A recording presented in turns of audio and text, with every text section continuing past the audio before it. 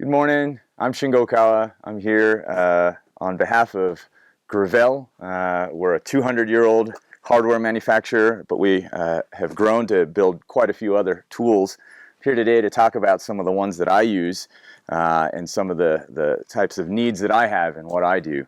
I suppose if I had to label myself, I guess I'm an expedition alpine rock climber, which means that typically the type of terrain that I'm seeking is usually far and remote in some of the greater ranges, and I'm looking for sort of granitic walls that typically involve snow and glacier approach. And so I was going to run you through some of the tools in my particular kit, which I'll reference throughout the talk today. Our great graphic that we've made. Grivel has this wonderful curve-shaped graphic that essentially allows you to sort of mate each product that we make to the type of steepness of terrain where you might want to use that stuff. Some of my teammates specialize on the upper end, the steeper end of our curve, and as you'll see today, I generally kind of use this stuff on the sort of the lower angle stuff, the lower angle part of the curve, because so much of what I do is more rock climbing. Typically these are the tools that I'm using to actually explore and find these climbs, and that usually involves quite a bit of sort of mountainous terrain above tree line, and that's usually snow, sometimes ice. So let me just run you through. We'll probably try to follow that curve a little bit, but the skiing actually, part of what we do is actually sort of labeled A in that graphic. I'm going to come back to that, so we're going to start at B. So one of the most useful tools, without any exaggeration, has certainly been my trekking pole. Trekking poles, again, people love them or hate them, but I generally rely on just the one for my uphill hand, typically when I'm hiking around looking for new walls, new routes to climb. Several years ago I had a little bit of an accident, so it affected my balance, and I tend to find that having one pole in my hand gives me a nice sort of other sensory perception of balance. And then also, anytime the terrain gets steep, it's really, really nice to lean into your uphill sort of upper pole. And for that, I use the trekking pole that we do, the Trail 2. It's a two-stage pole that folds in half essentially and relies on this sort of shim piece here to lock the whole mechanism together. I'm seldom seen with the trekking baskets because obviously, like I said, there's a lot of snow in what I do, and anytime you have those small diameter baskets, you're typically hating it in the mountains, punching through and so forth. So I usually run mine with the larger basket. And as you can see, I've modded mine out. I've taken off of the top here some of the straps that are designed to kind of hold that in. We ski a lot of avalanche terrain, and so I typically prefer not to have that strap on there. And it allows me to actually choke up or down on the grip, which is super nice, especially when skiing, and really able to kind of kick up the skin track. We do another pole here called the Condor, and when things get a little bit gnarlier, the Condor actually features a retractable classic curve blade. So it's sort of shaped like a PLA, a walking axe, but I generally use it for kind of a little bit more stability when the angle steepens up a little bit. And as you can see, compared to the Trail 2, this is a little bit more of a robust, kind of heavier sort of construction. So anytime I'm really leaning into the side of the hill, or I'm getting a little bit nervous about the steepness and the potential to slide, I'll typically use the forged steel curved pick on there. And it's retractable, so you don't tear your nose off if you go to wipe your nose. So we just talked about poles, and on that graphic I believe that kind of corresponds to sort of B and C. And there's generally going to be, as far as tools are concerned, sort of a gap there. I typically rely on those types of tools to get around in the mountains, almost exclusively. But now we're going to switch gears here. We're going to talk about what to wear on our feet. I really use a crampon called the AirTech Lite. It's one of our hybrid sort of climbing / walking shapes. It's not quite as aggressive, so to say, as some of our climbing specific crampons, but it also sort of does the trick when you do have to rely on it in verticality. But the teeth are designed so that they're not super long, and so they tend to walk really nicely as well. Now we make a different version of this that I also use called just the standard AirTech. It's going to be a forged steel body, but I really love the aluminum because so often is the case especially here in the Wasatch. Oftentimes I'm looking from my front porch, looking up at the mountains, thinking, wonder whether I'm going to need crampons for this next mission. And so often is the case in the past, before I had access to super lightweight gear, I oftentimes decided to leave that crampon at home, and that usually results in some really funny epics, typically sliding around with your approach shoes on snow that's going to be a little too hard to kick steps in. And so really what I've come to rely on this for is just peace of mind and security. These are so lightweight that there's really no excuse not to have them. They're really compressible, as you can see. You can get them really, really small. They are aluminum, so they tend not to perform so great on water ice or on rock, but so often is the case. And I'm not usually running into that kind of conditions. I'm usually running into hardened, old snow. And so for that type of condition, these things are fantastic. And if the snow conditions do happen to change throughout the day, obviously we have our active Anabot, which really, really works well when snow gets sort of snowbally, and really, really the good stuff to throw is usually sticking to your feet. Now, on my personal pair, which as you can see are a little bit dirty right now, I've actually switched the stock bars to a flex bar. We call this the Valter Flex Bar. It comes in two different lengths, and as you can see, it's made of spring steel that has quite a bit of flexibility and a memory. And the reason why I use the more flexible Valter Flex Bar is because so often is the case again that I'm mating this crampon with approach shoes, and approach shoes aren't typically as rigid as some of the other types of footwear that we use in the mountains. The nice thing about approach shoes is they're stiff enough to hike in with a pack, but you know, soft enough to still climb fairly sensitively at low grades. And so often I have to use a shoe like this to kind of get around in the mountains, and having a flexible shoe is really, really wonderful when you have the flexible bars. You don't have the rigidity that sometimes forces a soft shoe sole out of that shape of the crampon, so kind of increases security for sure. And this is sort of one of my favorite tools for exploring in the mountains. Again, going back to this terrain that's half walking, half climbing, I still rely on another version of our AirTech light, this time with the pneumatic sort of bail.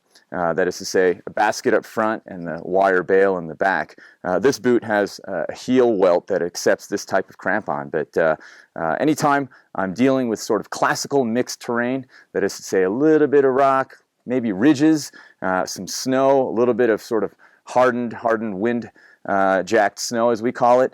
This is sort of the footwear that I typically pair in that type of terrain with the crampon that I usually rely on. And this gets you around when you're not quite to the rock climbing, but you have to contend with a little bit of glacier perhaps, or a little bit of old snow up high. The ice climbing that I do, I tend to rely on a crampon that is new for us this year. It's called the G20 Plus. And the G20 Plus is a different crampon than its predecessor, the G20, in that it now has modular front point. The monopoint is actually something that you can exchange over time as you wear it down.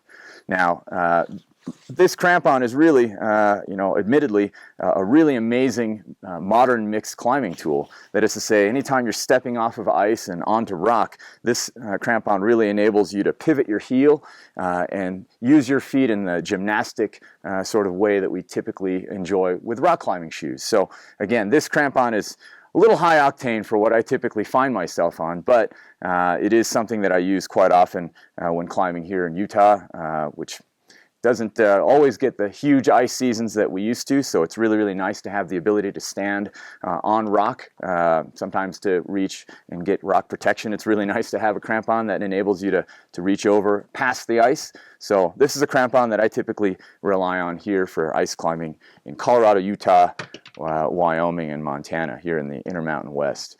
This is our G12. And as you can see, this is the sort of the G12 pneumatic version. This is the boot that I typically pair with my double boots. Again, this is one of my favorite all-time classic crampon shapes, the G12, and it's still something that's in my kit for higher elevation exploration. One of the crampons that I've come to really, really enjoy using and having with me in the mountains is our Ski-Matic 2.0.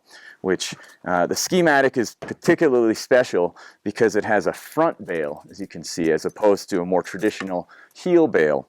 Now, the wonderful thing about having a front bail should be pretty obvious. A lot of these ski boots, especially modern randonnée ski boots, have a ski walk mode lever, a mechanism that pivots more or less right about where the Achilles attaches to the heel. Now, that's oftentimes when we're looking at ski crampons. We also make another model called the Haute Route, but when you're talking about putting a crampon bail on there, sometimes the lever mechanism interferes with your ability to actually clasp the mechanism on your boot. And the really, really neat thing about the front bail is that we've innovated a system that enables us to actually build a crampon almost backwards in a sense, allowing us to actually have much more clearance with the locking mechanism on the front of the boot. Now, the other nice thing that this particular crampon does is if you can see, it has a very, very, very uniquely shaped bail on the toe. Now, some of the newer, lighter weight randonnée boots, as you can see I run the Alien, have really asymmetric toe welts along the front of the boot. And sometimes, again, going back to our Haute Route, if you look at the shape of the bail, as you can see, this kind of more or less relies on a fairly symmetric boot shape to really fit and provide the best fit.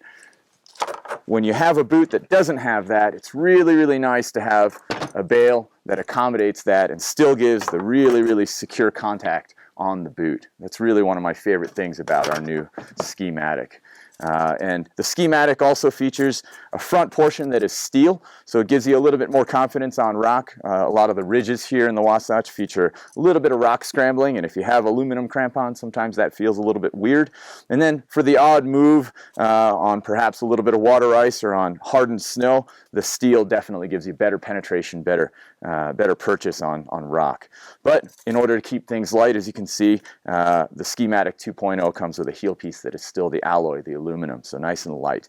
So anytime you're looking up at the mountains here and wondering whether or not the conditions are going to need crampons, it's really wonderful to have a nice lightweight setup. That way, if you take it and not need it, you don't feel so silly. But when you need it and you don't have it, boy, I've felt pretty silly. So again, this is a really, really nice lightweight alternative to some of the heavier items out there that we tend not to take whenever we're on the fence about. So having lightweight stuff is super important for sure. As I mentioned before, so much of my exploration in the mountains occurs sort of on the lower angle slope of our graphic that I keep referring to. One of the really, really special tools that's a new tool for us is the Ghost series. Now, the Ghost series is designed to be a super lightweight walking axe, mountain axe. It comes in a ski mountaineering configuration that, as you can see, has a slightly different articulated shape and is lacking the spike along the bottom of the tool. Now, again, I do a lot of ski mountaineering, but what's really useful about the Ghost Evo, the version that I've chosen, is this steel spike along the bottom. This is a tool that I carry with me not only during the ski season, but quite a bit when I'm exploring at higher elevations, and I don't really need the length, the weight, or the utility of a full-service PLA mountain axe. Anytime I might need just the inkling of a bit more security for self-arrest, this is the tool that I bring rather than bringing a full-length, really straight, really long mountain axe or PLA. This has become one of my favorite tools. It almost is always with me because it's so light, there's no excuse not to have it with you. Now, when I'm in need of a little bit more of a classical PLA or mountain axe, if I need to belay, a boot axe belay or use this tool as an anchor, one of the tools that I've come to really rely on, it's one of my favorite all-around tools, and I also climb with it quite a bit, is our AirTech Evo.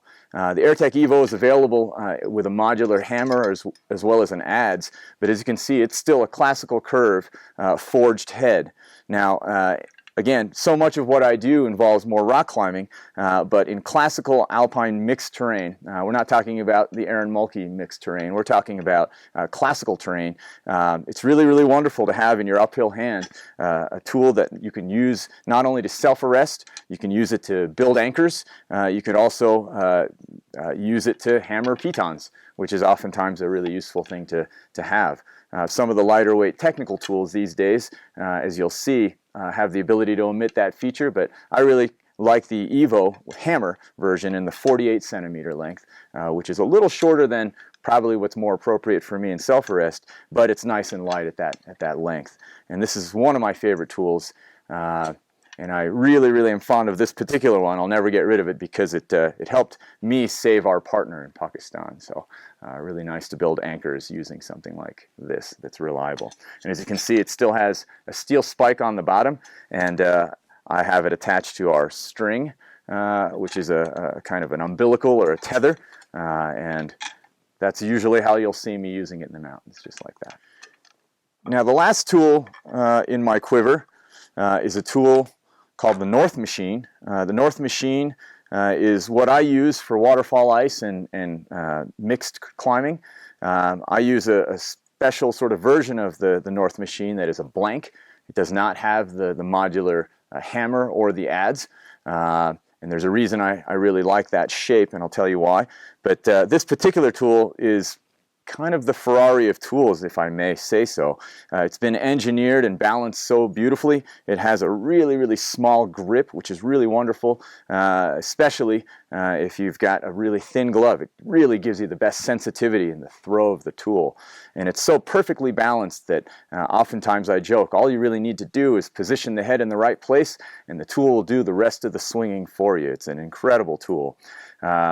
As I mentioned before, I run the blank. The blank is really useful when you're racing up neve slopes. It's really wonderful not to have to assume either this grip or this grip. It's really wonderful in profile here that, as you can see, I can adjust my hand over the entire head of the tool no matter what the angle of the terrain is. And as I mentioned, sometimes a lot of the climbs that I'm approaching will have steep snow leading up to the base of the walls. And for that, we're not typically kind of swinging the tool as we would for vertical ice. It's really wonderful to kind of make ourselves a handrail, so to say, in what we call PLA dagger. And so yeah, it's a really wonderful configuration that way. I run the ice pick, which is the thinner of the picks that we run. This is a 3 mil, so it's designed not to displace a ton of ice. And again, as always, it's a hot forged pick.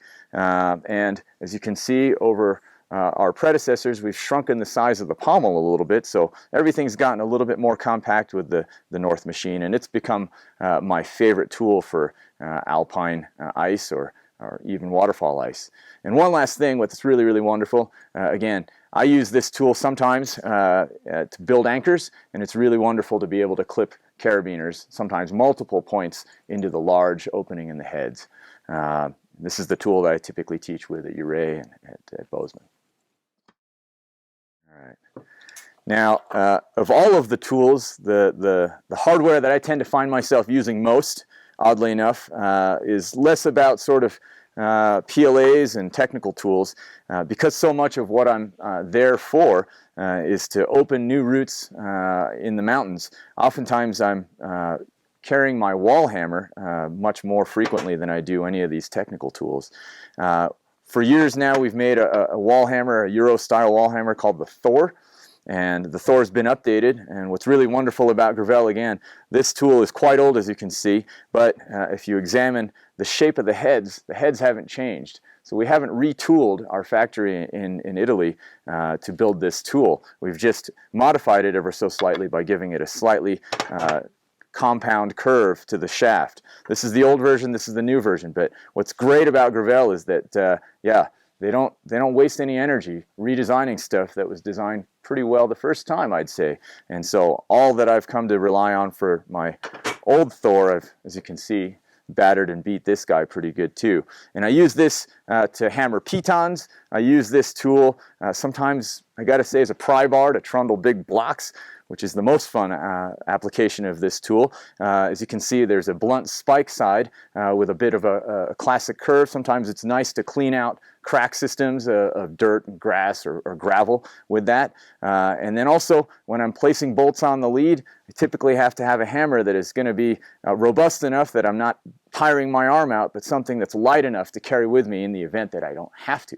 So what's wonderful about the Thor is that it's a nice compact, lightweight tool that can be used for all manner of climbing, but I use it for opening new routes in the mountains, and it's one of the most useful, most well-used tools in my kit. Let's talk about helmets. Grivel does a couple different styles of helmets, and these are the ones that I keep in my kit.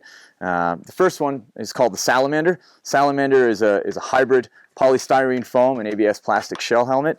It features our sort of lightweight, as you can see, strap mechanism, which is really, really wonderful in that so often is the case that helmets live in the top of your pack, and if you're compressing these sort of ratcheting mechanisms that are the feature of so many helmets out there, there's only a certain lifespan to how many cycles you can actually flex that plastic. And I think you'll see that all our helmets have that same enclosure. But this is the Salamander, and the Salamander is the helmet that I would take with me on bigger expeditions where a lightweight helmet might not necessarily be as robust an option for how I'm going to potentially use it. Oftentimes in the big mountains you're dealing with falling debris, whether it's rock or ice, and these ABS plastic shell helmets tend to be a little bit more robust for some of the minor impacts that you tend to see in those bigger mountain situations. But the helmet I tend to wear most, both for skiing as well as for climbing use, is our new Stealth helmet. Our Stealth helmet is an in-mold polystyrene helmet, kind of similar in construction and certainly in weight to, say, a cycling helmet. As you can see, we've got a really interesting geometric design there. Apparently this is going to be invisible to radar, hence the Stealth name. But again, same lightweight enclosure system, really simple. It's all webbing, so there's nothing to break, really easy to adjust. Really, really nice to have a helmet that weighs so little.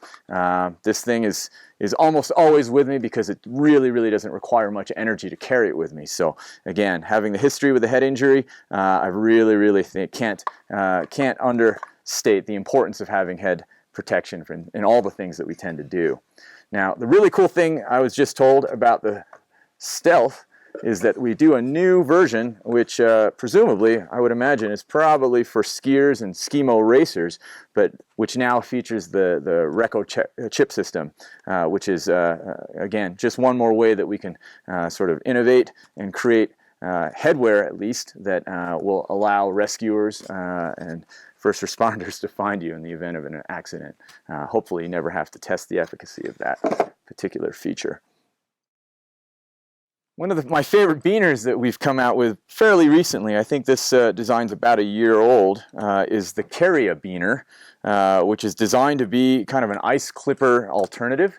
But what's really neat about the Carabiner is that it's actually a full-strength carabiner. Can't show you this right now, but you can see that it's actually individually tested and rated.